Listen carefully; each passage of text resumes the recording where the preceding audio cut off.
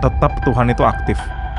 Tapi aktifnya gimana gitu? Ke kehidupan sehari-hari, Pak. Tanda-tanda bahwa Tuhan sudah mulai mengeraskan hati kita. Beberapa tafsiran ya di Keluaran, itu cukup banyak orang Mesir kan yang akhirnya masuk ke Israel. Jadi gentar, yang akhirnya kecewa sama berhala mereka, pindah gereja mereka.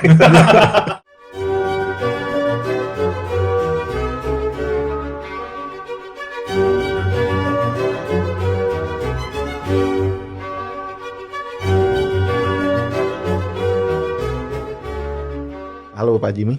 Halo. Halo Denny. Halo. Kita ngobrol-ngobrol lagi di episode baru, melanjutkan tokoh Musa ya. Tokoh siapa yang kita mau lihat? Ini yang jawab Pak Jimmy atau? Sekarang Denny. Oh, sekarang Denny. Iya, untuk bagian ini sih kita masih akan bahas cerita Musa. Salah satu tema menariknya itu kan mengenai, kalau orang bahas cerita Musa dan Firaun, biasanya kan mereka akan masuk ke tema mengeraskan hati itu kan ya. Ya. Tapi kalau kita baca kayak Tuhan yang mengeraskan hatinya juga. Nah, salah satu tokoh Puritan ya yang membahas mengenai hal ini itu adalah tokoh bernama Thomas Manton.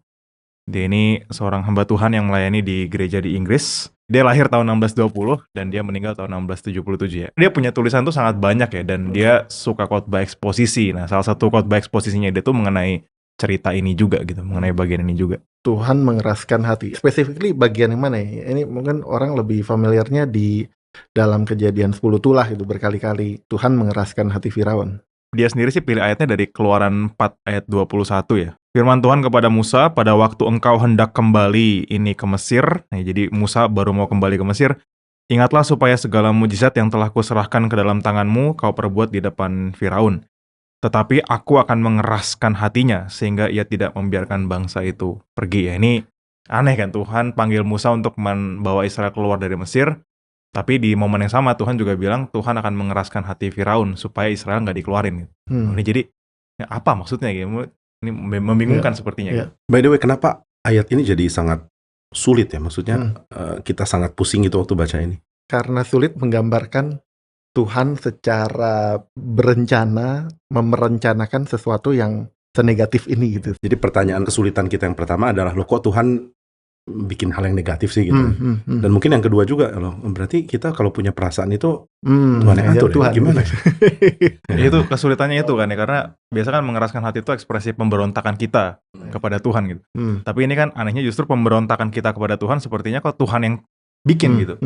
Jadi Tuhan yang bikin Firaun keras, Tuhan yang bikin kita melawan Tuhan. Dan pertanyaan selanjutnya, apakah ini melepaskan tanggung jawab Firaun dari kekerasan hatinya gitu. Jadi pengadilan dia bilang, loh tahu saya tiba-tiba hatinya keras loh. Tahu dari mana?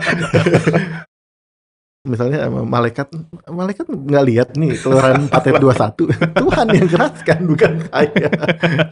Nah ini itu jadi kesulitan untuk membacanya dan mengertinya ya. Kayaknya kita bisa lihat dari dua sudut pandang sih. Yang pertama dari sejarahnya kitab Kejadian dari Timur Dekat kuno. Dan yang kedua mungkin kita juga perlu lihat dari teologi ya, dari sudut pandang Thomas Manton hari ini. Nah, kalau dari pandang Timur Dekat kuno sih, kita mesti jembatani dulu zaman kita dengan zaman itu. Pada zaman itu orang percaya bahwa Tuhan itu mengatur semua gitu. Dan sekarang kan kayaknya kita lebih suka kemandirian. Tuhan memang ngatur, tapi kita juga ada part sendiri gitu. Dan kita punya part sendiri yang kadang-kadang diintervensi Tuhan. Tapi orang dulu nggak gitu mikirnya. Orang dulu mikirnya benar-benar apapun yang terjadi di sini itu adalah karena tindakan aktif dari para ilah, para dewa. Sampai hal yang sekecil apapun, termasuk hati yang mengeras gitu ya. Nah, especially perasaan. Oh, bahkan jadi justru perasaan. Kalau saya nggak salah, saya bukan ahli di dalam psikologi, tapi penerus Sigmund Freud, Carl Jung, dia kan punya teori bahwa emosi manusia, kemudian perasaan kita itu lebih besar dari tubuh kita gitu. Jadi ada semacam kesadaran bersama yang kita sama-sama miliki di luar kita yang ngatur kita. Jadi emosi kita itu berasal dari luar yang intervensi ke kita, kalau mau dibilang begitu. Nah, jadi orang dulu juga mikirnya gitu, bahwa emosi kita tuh dari para ilah. Tapi itu kan mereka bisa mikirnya paradoks ya, lebih keren dari kita itu. Mereka tetap lihat ya, kalau salah ya kamu tanggung jawab. Jadi ada paradoks di satu sisi adalah ini adalah ya pengaruh dari yang ilahi, tapi yang sisi lain saya mesti bertanggung jawab. Jadi ada aspek emosi yang diatur dari sesuatu di luar kita, tapi pada akhirnya waktu emosi itu diwujudkan sama kita keluar, itu sepenuhnya tanggung jawab kita gitu. Iya betul. Orang bisa terima pandangan kayak gitu ya? Kita susah, mereka udah givenly akan mikir gitu. Settingan awalnya udah begitu. Karena kan worldview mereka adalah worldview di mana segala sesuatu itu ada unsur divine-nya. Ya, sementara kalau di konteks kita itu kan akan jadi apa ya, jalan way out untuk kita bisa ya itu ya melepaskan tanggung jawab ya. Tangan saya mukul orang, oh, so sorry gitu. Divine Divine intervention. divine intervention.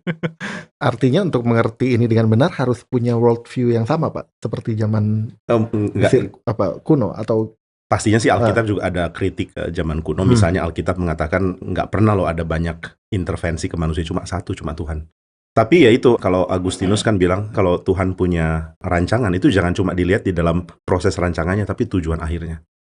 Kan di Keluaran juga dikatakan tujuan Tuhan mengeraskan hati Firaun itu ada gitu. Dan untuk tujuan itulah Tuhan mengerjakan ini. Jadi nggak cuma random, arbitrary. Nah, ini lain dengan kepercayaan dunia kuno yang percaya bahwa para dewa itu bisa secara sembarangan mempermainkan perasaan kita. Misalnya lagi iseng mau bikin saya marah sama Sam, tiba-tiba dibikin marah, terus saya jadi marah sama potongan rambut Sam dan Denny misalnya, terus emosi. Nah, ini sesuatu yang bisa jadi bahan permainannya para dewa. Nah, Tuhan nggak pernah mempermainkan perasaan manusia tanpa tujuan yang penting gitu. Dan namanya bukan mempermainkan, tapi ya menggunakan perasaan ini untuk satu tujuan. Tapi memang Tuhan mengatur secara sengaja perasaan kita. Iya, tapi dengan cara yang boleh dibilang misterius ya. Itu tidak meniadakan diri kita juga. Maka kan kalau di Alkitab dibilang Firaun mengeraskan hati, tapi juga ada yang mengatakan, bagian mengatakan Tuhan mengeraskan hati. Jadi yang mengeraskan hati itu Firaun sendiri atau Tuhan? Ya dua-dua gitu kalau pakai sudut pandang dulu. Ya tadi sekilas kalau saya lihat di konteks Keluaran sendiri ya, kata hardened, kata mengeraskan itu dalam Alkitab King James itu muncul 19 kali ya. Muncul 19 kali, dan di dalam 19 kali kemunculan itu uniknya mostly Tuhan sih yang jadi aktif dalam kalimat itu gitu. Maksudnya Firaun mengeraskan hati mungkin cuma 3 atau 4 kali.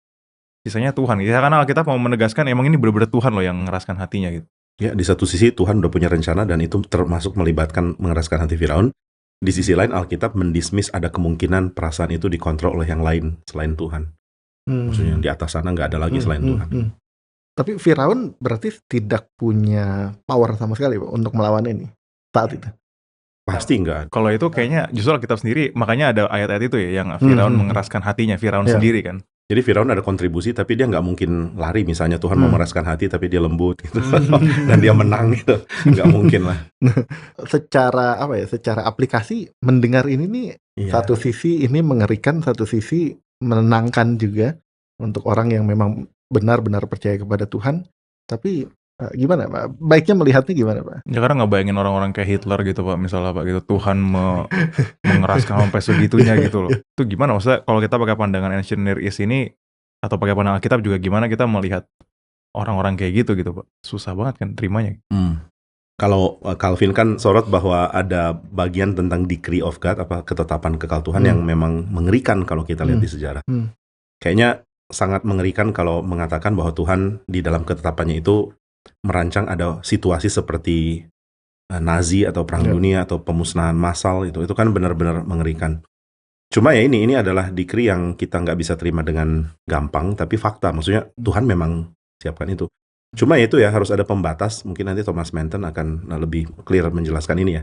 Harus ada pembatas di mana kita nggak boleh misalnya meniadakan tanggung jawab kita, atau yang kedua jadi curiga sama Tuhan. Tuhan ini jahat, membangkitkan Hitler. Ya, dan Thomas Manton juga aware dengan isu itu sih. Maksudnya makanya di awal dia bilang Tuhan itu punya peran dalam mengeraskan hati gitu. Tapi dia tambahin keterangan di bawahnya kalimatnya gitu. Bagi orang yang imannya masih lemah atau masih belum kuat, ya dia nggak harus bilang gitu. Dia bisa bilang Tuhan tuh punya involvement ya, keterlibatan di dalam mengeraskan hati gitu. Kalau dia nggak sanggup untuk terima bahwa Tuhan tuh punya peran. Jadi meskipun kalau lihat di sini tuh seakan-akan bukan peran, tapi benar-benar aktor utama nih, bahkan satu-satunya. Cuman berarti memang dalam konteks pendengarnya Thomas Manton sendiri pun ada isu yang sama kali ya, kesulitan untuk menerima ini gitu. Waktu Pak Jimmy pelayanan di gereja juga Bapak kalau pernah khotbahin atau bahas ayat ini, Bapak menemukan kesulitan yang sama di jemaat gitu Pak, untuk menerima. Pasti ada kesulitan ini karena penjelasannya pasti akan lumayan panjang ya. Pertama kan harus mengerti dulu bahwa ada kedaulatan Allah yang benar-benar akan terjadi. Tapi yang kedua ada signifikansi sejarah juga. Maksudnya keputusan kita di sini tuh penting. Nah, Keluaran kan salah satu kitab yang sangat menekankan ini toh. Tuhan punya ketetapan, Tuhan merancang semua, tapi juga ada bagian di mana kalau kamu melakukan apa akan terjadi apa. Misalnya kalau kamu tidak mau serang Kanaan ya sudah 40 tahunlah keliling. Atau kamu kumpulkan mana lebih dari untuk 1 hari akan busuk gitu. Jadi tindakan kita matters gitu. Keluaran sih sangat menekankan itu. Jadi Waktu Firaun keraskan hati ya itu matters, itu dia jahat gitu. Tapi juga di sisi lain, kebanyakan malah mengatakan Tuhan lah yang keraskan hati. Dan kita nggak bisa bilang Tuhan jahat. Jadi memang nggak gampang lah untuk dicerna. Ya, dan memang waktu membahas mengenai mengeraskan hati ini ya, Thomas Manton tuh langsung pakai 2 pendekatan sih. Dia langsung kasih apa yang bukannya dulu gitu. Waktu kita bicara mengenai mengeraskan hati itu, yang bukan, yang nggak boleh kita terima itu apa gitu. Nah, 2 hal sih yang saya tangkap ya dari penekanan dia. Yang pertama, ini bukan tindakan aktifnya Tuhan untuk menanamkan kekerasan hati itu dalam hatinya Firaun gitu. Karena kejahatan tuh berasalnya bukan dari Tuhan gitu Pak ya. Karena kalau kita dengar Tuhan mengeraskan hati, kayaknya Tuhan yang menanamkan kekerasan hati itu, dan jadinya Tuhan jadi sumber kejahatannya gitu. Iya, seolah-olah kayak dia tadinya baik, nggak jahat, lalu karena Tuhan mengeraskan jadi seperti ini. Jadi ini poin bagus, ini pagar benar-benar harus ada gitu. Tuhan tuh bukan penyebab kejahatan, bukan pencipta kejahatan. Nah, itu kenapa kita perlu ada pegang pandangan itu? Maksudnya pentingnya kita pegang pandangan bahwa Tuhan bukan pencipta kejahatan itu apa gitu? Karena kalau kita lihat gambaran dari parsial gitu dari tindakan Tuhan, kita akan tafsir kemana-mana nih. Kecuali kalau kita punya payung besar waktu lihat tindakan parsial Tuhan. Mungkin mirip dengan orang tua kita kalau kita masih kecil ya, kita dipukul, didisiplin. Mungkin kasus Denny sampai sekarang masih dipukul. Cuma intinya adalah waktu orang tua pukul ya kita harus punya payung yang benar dulu nih. Kalau payung kita salah ya kita anggap mereka jahat. Karena cuma lihat peristiwa mukulnya itu. Nah kalau kita cuma lihat peristiwa Tuhan mengeraskan hati Firaun ya, kalau nggak ada payung ini kan ya kita bisa tanya segala macam pertanyaan. Tuhan maunya apa sih? Ini kayak cuman bikin drama aja terus bikin susah Musa. Kenapa kalau bisa ngerasin hati, kenapa nggak lembutin hati gitu? Ini kan jadi membingungkan ya. Jadi kita mesti punya payungnya dulu nih bahwa Tuhan itu punya rencana besar, rencananya pasti bagus dan dia baik. Nah baru dari situ kita breakdown ke tindakan kecil, tindakan-tindakan Tuhan di dalam sejarah. Dan sebenarnya udah dikatakan di ayat itu ya, di ayat 4 ayat 21, sehingga ia tidak membiarkan bangsa itu pergi. Jadi udah ada tujuannya gitu. Tuhan mengeraskan hati Firaun. Betul. Nah, yang kedua apa Dan? Tadi baru yang pertama pagarnya. Nah, pagar yang kedua, jadi 2 pagar itu ya. Pagar yang kedua itu bagi orang-orang yang meremehkan ini sih. Maksudnya ya mengeraskan hati ya mungkin enggak kali ya, itu bahasa Alkitab aja, bahasa manusia aja gitu ya. Ya mungkin juga sebenarnya ya bukan itu maksudnya. Sebenarnya Firaun yang mengeraskan hati, tapi Tuhan udah tahu Firaun akan mengeraskan hati. Jadi foreknowledge-nya Tuhan ya, pra pengetahuannya Tuhan itu gitu. Yang bikin Alkitab pakai bahasa Tuhan mengeraskan hatinya. Sebenarnya Firaun sih, tapi ya Tuhan tahu. Jadi Tuhan kayak jadi berusaha untuk saya watered down kali ya. Iya. Melibatkan Tuhan tapi dengan cara mild gitu. Iya, jadi yang itu juga bukan gitu. Bagi Thomas Manton kita nggak boleh meremehkan kata ini sampai jadi sepertinya cuman formalitas atau sejenisnya gitu. Ini ada pengaruh juga dengan Thomas Manton sebagai Puritan kali ya. Kan Puritan sangat anti dengan reformasi yang cuma setengah jalan gitu. Jadi kalau mau reformasi ya total aja, sekalian ambil teologi reform dan termasuk konsep kedaulatan Tuhan, jangan setengah-setengah gitu.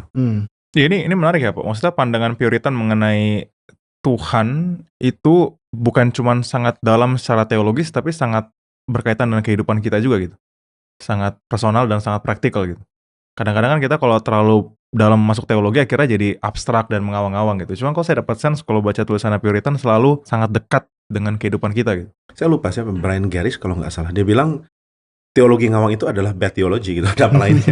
Jadi nggak ada teologi yang nggak menyentuh hidup harusnya. Jadi kalau ada orang bisa kembangkan sistem teologi yang ngawang-ngawang ya ada nama lain sih, namanya bad theology. Ya jadi ini contoh good teologi. Tapi entah yang bad itu yang menjelaskan atau yang mendengarkan juga bisa. Oh, yang mendengarkan yang bad. Yang bad. Salah nangkep gitu. Apalagi kalau podcast ini biasanya kalau salah ya listener yang salah. Oke, langsung turun viewernya. Oke. Nah, berarti dua hal itu ya. Itu pagarnya. Iya, pagar yang bukan gitu ya. Yang bukan. Nah, setelah melewati pagarnya ada yang kita iyanya masuk. nggak? Nah, kalau yang iyanya sih ini, maksudnya bagi Thomas Manton itu dosa itu sudah ada. Gitu, sehingga waktu manusia itu bisa tidak menghidupi keberdosaannya semaksimal mungkin, seutuh-utuhnya, itu karena ada anugerah Tuhan gitu. Anugerah Tuhan yang menopang orang sehingga dia nggak dikuasai sepenuhnya oleh dosanya dia. Firaun itu mengeraskan hati karena anugerah Tuhan secara aktif Tuhan cabut sih. Jadi anugerah Tuhan yang menopang dia selama ini, itu Tuhan tarik. Sehingga pada waktu itu, Firaun benar-benar dikuasai oleh keberdosaannya, benar-benar dikuasai oleh setan gitu untuk ya semua hal yang terjadi setelahnya gitu. Adegan-adegan mengeraskan hatinya. Tadi saya kepikir hal yang agak sedikit berbeda adalah ketika dibilang Tuhan mengeraskan hati, seharusnya bisa lebih parah kalau Tuhan nggak tahan di situ gitu. Jadi Tuhan ngeset di sini. Sebenarnya kalau Tuhan membiarkan itu bisa lebih jahat lagi, lebih hancur lagi, dan lebih berdosa lagi. Ya tapi itu kayak sangat mengerti Thomas Manton kayaknya. Belum, baru kenal. Karena ya surprisingly saya sepikiran kayaknya. Iya sepikiran ya, maksudnya Thomas Manton juga punya gambaran yang sama gitu. Jadi kalau kita baca cerita Firaun dan Musa ini, kita selalu dapat gambaran Tuhan tuh kayaknya kejam banget ya. Maksudnya bener-bener mengeraskan hatinya Firaun dan sebagainya gitu kan. Kayaknya Tuhan tuh kejam. Tapi dalam sudut pandang Thomas Manton justru yang kejam itu adalah Firaunnya gitu. Firaun itu memperlakukan Tuhan tuh dengan penuh kebencian, dengan penuh ketidaksukaan. Sementara Tuhan itu memperlakukan Firaun dengan penuh belas kasihan. Yang kalau kita dengar mengeraskan hati. Agak aneh gitu, belas kasihan, mengeraskan hati. Kok apa hubungannya nih? Ya, cuman tadi jadi kepikir, jangan-jangan beneran ada hubungannya. Karena seharusnya Firaun lebih parah dari itu. Dan bener sih, kalau dalam sudut pandangan Thomas Manton itu ya dia bilang belas kasihnya Tuhan tuh ditunjukkan dari 10 tulah. Tulahnya 10, bukan 1 gitu. Meskipun waktu diancam kan sebenarnya udah tulah ke-10 yang diancamkan. Anakmu mati gitu. Tapi sampai ke-10 sampai anak mati itu harus ada 9 tulah dulu. Tapi itu benar nggak Pak? Maksudnya bahwa itu emang ekspresi kesabarannya Tuhan dan belas kasihan Tuhan untuk Firaun gitu sebenarnya gitu. Nah ini lagi-lagi paradoks ya. Maksudnya kita harus lihat bahwa tawaran Tuhan ini serius. Nah, bebaskan umatku, kalau enggak saya kasih sungai Nil jadi darah. Padahal kan Tuhan ancamnya kan anak-anakmu mati gitu. Tapi ini belum Tuhan kasih. Masih keraskan hati, masih ada katak dulu. Keraskan hati, masih ada lalat pikat dan lain-lain. Baru terakhir anak sulung mati gitu. Jadi memang Tuhan sabar sekali sih dengan 10 tulah ini. Cuma di sisi lain kayaknya perlu 10 untuk hantemin konsep-konsepnya Mesir memang. Karena kan banyak konsep berhala yang dihancurin di 10 tulah itu. Jadi Tuhan kalau tadi kan Pak Jimmy sempat singgung di awal tuh Pak, Tuhan mengeraskan hati itu ada tujuannya gitu. Nah kalau dalam pembacaan Pak Jimmy sendiri, sebenarnya tujuan utamanya Tuhan mengeraskan hati Firaun sebegitu panjang itu tuh apa gitu? Pameran kuasanya dia bahwa dia melampaui segala ilah Mesir. Kayaknya ini perlu untuk orang Israel ya, mereka perlu showcase, lihat ternyata dewa matahari dibikin gelap, kemudian sungai Nil yang katanya darah dewa, sumber kehidupan dari Osiris, kok ternyata dibikin jadi sumber kematian. Lembu yang katanya sumber kesembuhan, ini lembunya malah sakit gitu. Ya kayaknya benar-benar meruntuhkan politeisme Mesir yang di pikiran Israel sih, dan ya itu perlu waktu, perlu cukup banyak tulah. Dan supaya tulah itu bisa terperform semua, memang harus Firaunnya keras sih. Kalau dari awal dia udah lembut, nggak ada tuh, langsung bebas keluar, dan orang Israel masih dengan konsep berhalanya yang lama. Ya. Jadi bukan cuma anugerah untuk Firaun, anugerah untuk bangsa Mesir. Iya, Israel. Bangsa Mesir juga ya. Mereka karena bangsa Mesir juga jadi ya. dibuka matanya bahwa dewa-dewa mereka ternyata dewa yang bukan dewa gitu. Dan yang punya kuasa. Menurut beberapa tafsiran ya di beberapa bagian entah di Keluaran atau Taurat yang lain, itu cukup banyak orang Mesir kan yang akhirnya masuk ke Israel. Exodus. Oke. Oh ada tafsir kayak gitu. Ada beberapa, saya lupa ayatnya di mana ya, tapi itu ditafsirkan orang-orang Mesir yang jadi gentar, yang akhirnya kecewa sama berhala mereka, pindah gereja mereka. Akhirnya ikut Israel. Terjadi kebangunan rohani di Mesir. Iya, dan itu tidak akan terjadi kalau Tuhan nggak mengeraskan hati Firaun, menahan satu persatu. Tapi itu menarik ya, maksudnya showcase kekuasaan itu. Kita kan kayak kadang-kadang kita pikir kan jadi orang jangan suka pamer lah gitu. Tapi ini sebenarnya seperti display. Kalau jadi Tuhan boleh lah pamer. Jadi orang kita.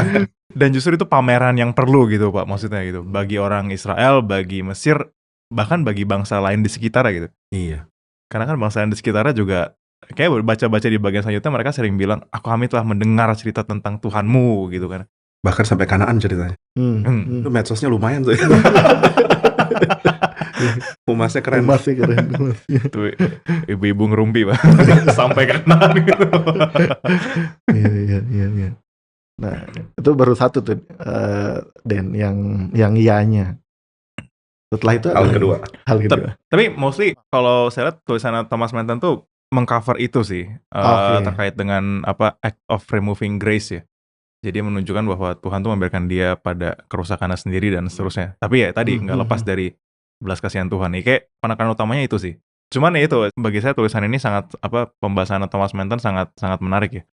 Karena itu bisa menyoroti tetap Tuhan itu aktif. Tapi aktifnya gimana gitu. Bahwa Tuhan menarik anugerah itu, konsep Tuhan menarik anugerah itu agak ini sih Pak, agak aneh untuk melihat Tuhan aktif tuh dalam hal itu gitu. Kan Tuhan tuh pemberi anugerah, memberikan belas kasihan. Ini Tuhan tuh menarik anugerah, menarik belas kasihannya. Gimana kita ngeliat ini ya Pak, melihat konsep mengenai Tuhan yang menarik anugerah, Tuhan yang menarik belas kasihannya ini gitu. Jangan-jangan kita sendiri sedang mengalami itu dalam hidup kita gitu, takutnya gitu Pak. Bahwa saya kok merasa hidup saya sulit ya. Kayaknya apakah Tuhan sedang menarik anugerahnya dari hidup saya gitu. Kayaknya itu gambaran yang mengerikan gak sih Pak? Ada contoh-contoh lain nggak di Alkitab selain Firaun yang mengalami ini? Ayub misalnya gitu Pak. Ayub dikeraskan hatinya? Enggak, maksudnya karena berasa Tuhan tarik anugerah. Ya, kalau kita lihat di sepanjang narasi PL ya, kayaknya ini peristiwa spesial sekali sih, karena sering diacu gitu. Di Mazmur diacu, terus di dalam penjelasan tentang siapa Tuhan sering bilang, akulah yang mengeraskan hati Firaun, akulah yang mengarahkan. Jadi kayaknya ini agak luar biasa kalau mau dibilang, dan mungkin tidak ke kita gitu. Kita kayaknya nggak alami aspek ini, karena aspek ini ada unsur politiknya, ada unsur gebrakan besarnya Tuhan gitu. Nah kalau kita merasa seperti Tuhan meninggalkan kita, itu mungkin hal lain lagi ya, bukan Tuhan menarik anugerah, tapi sepertinya Tuhan udah mulai meninggalkan, membiarkan. Nah itu memang perlu ada koreksi diri kali. Cuma biasanya sih, yang ditinggalkan Tuhan atau yang Tuhan keraskan hati tapi versi yang kurang politik gede gitu, orang itu nggak akan rasa dia ditinggalkan ya, nggak ada self consciousness, nggak ada kesadaran untuk bertobat. Saya jadi ingat Yudas sih, Yudas itu nggak disebut ya Tuhan mengeraskan hatinya gitu. Tapi kalau misalnya dibandingkan misalnya dengan Petrus gitu, ini sama-sama salah lah, sama-sama yang satu menyangkal, yang satu menjual, mengkhianati, tapi yang satu dapat anugerah dan dilembutkan dan bertobat, yang satu tetap keras dan akhirnya dilepas itu oleh Tuhan gitu. Meskipun nggak ada kata-katanya sih memang. Tapi ada kata-kata di Alkitab yang bilang Yudas kerasukan setan. Jadi maksudnya ada aspek luar juga tuh. Jadi ya bukan berarti Yudasnya oke-oke terus gara-gara setan dia mengkhianati. Tapi memang dia udah kacau, dan waktu Tuhan tarik anugerah biasanya setan masuk kan. Tuhan tarik anugerah dari Saul dan setan masuk gitu. Jadi ada unsur itu juga sih meskipun nggak eksplisit. Itu benar-benar waktu Tuhan tarik dirinya dari kita gitu Pak ya. Kejahatan itu seperti langsung memenuhi kita gitu. Apa parameternya ya Pak ya? Ini ke kehidupan sehari-hari Pak. Parameternya tanda-tanda bahwa Tuhan sudah mulai menarik anugerahnya, sudah mulai, ya kalau pakai istilah di Keluaran 4:21, sudah mulai mengeraskan hati kita. Ada kalau kasusnya ini ya, karena ada banyak kasus di Alkitab, kasusnya Firaun atau mungkin tambahin Yudas, adalah ada konstan, peringatan konstan yang diabaikan. Itu sih tanda kita lagi dikeraskan hati atau Tuhan mulai tarik anugerahnya. Udah ada peringatan konstan dan kita konstan di dalam kekerasan hati. Dan itu harusnya berlaku untuk kehidupan sekarang juga ya Pak ya. Biasanya apalagi umat Tuhan gitu, yang memang selalu diingatkan, ditegur lewat berbagai macam hal. Kalau untuk di luar umat Tuhan, Firaun sendiri kan bukan umat Tuhan gitu. Apakah itu berlaku juga Pak? Peringatan ada, karena untuk di luar umat Tuhan kan tetap Tuhan jadi hakim untuk misalnya moralitas mereka, keadilan. Jadi sense ini ada juga misalnya di pemerintahan yang jahat, harus ada suara nih dari rakyat atau suara dari partai oposisi atau suara dari demonstran bahkan.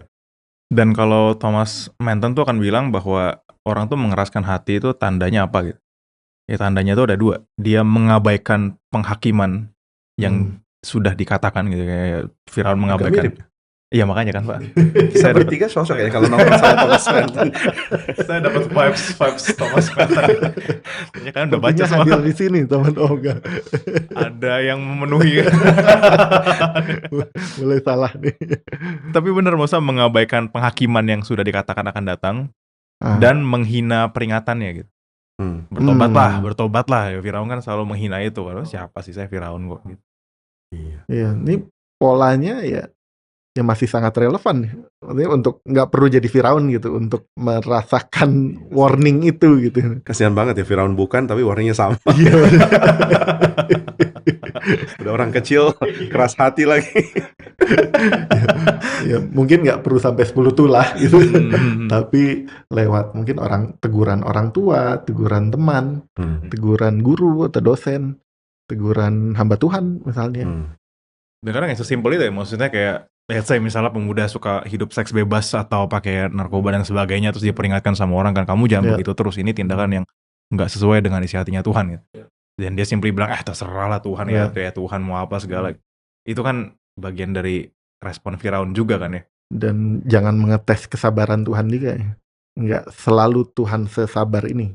Tuhan pasti sabar, cuman kita nggak tahu ini udah di batasannya. Iya, sampai udah di tulah kelima kah? Atau jangan udah 9,5. Iya. Atau kita udah lagi ngeliatin orang Israel lagi motong-motong domba nih, ngapain ya?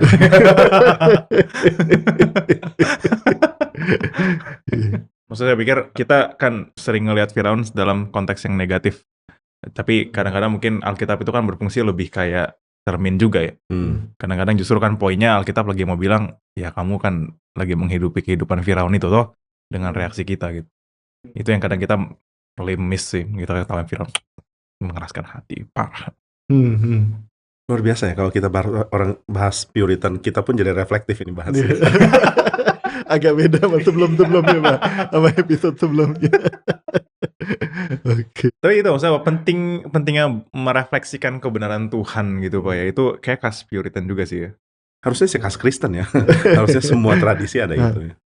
Kenapa ya? Saya pun juga sering mendengar Puritan ada ciri khas itu.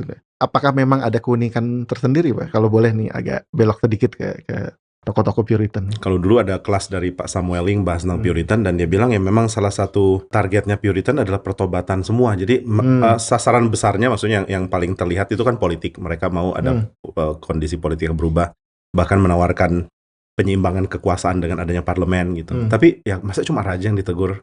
Akhirnya juga ke bawah juga kita juga perlu koreksi diri, dan sifat korektif ini kan bukan cuma menegur keluar tapi juga menegur ke dalam gitu. Jadi ya itulah yang sisi korektif itu yang jadi dominan jadinya. Terkait dengan mengeraskan hati, saya pikir kita nggak boleh terlalu mudah mengatakan misalnya kita sedang let's say dikerasnya. Kalau kita bilang orang lain ya, itu orang itu hatinya udah dikeraskan sama Tuhan. Ya kita nggak bisa dengan gampang bilang gitu karena sebagai ini ya, Thomas Manton tuh bilang mengeraskan hati itu it is in itself the most severe of all judgments gitu. Itu penghakiman yang paling keras dalam mengeraskan hati itu sendiri gitu. Kayak dalam bayangan saya sih, karena ya kalau udah dikeraskan hatinya mau bertobat pun nggak bisa gitu kan. Cuma menumpuk penghakiman aja jadinya. Ya mungkin salah satu parameternya juga, makanya penulis Alkitab juga nggak ada yang pakai istilah ini kepada orang lain. Nggak banyak yang dipakai istilah itu ya. Kepada manusia nggak ada, hanya tadi Denny sempat dikeluarin dikit doang. ya. Dikeluarin doang. Hanya kepada Firaun. Jadi doang, tampaknya ini ya tanda kutip spesial gitu. Spesial yang negatif tentunya. Benar-benar bentuk penghakiman yang memang sudah dalam gitu. Oke, ini sekali lagi episode yang menarik. Kita ngobrol-ngobrol lagi di episode berikutnya. Thank you Pak Jimmy, thank you Denny. Thank you. Thank you Pak.